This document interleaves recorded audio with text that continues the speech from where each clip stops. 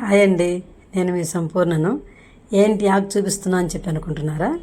ఇది మునగాకండి. మా అబ్బాయి ఆఫీస్ నుంచి వస్తూ దారిలో కనపడిందట. అమ్మ మరి మునగాకు ఉంది, ఇక్కడ తీసుకొని రమ్మంటావా అని అడిగాడు. సరే తీసుకొని రమ్మా, ఏదో ఒకటి చేస్తాలే అన్నాను.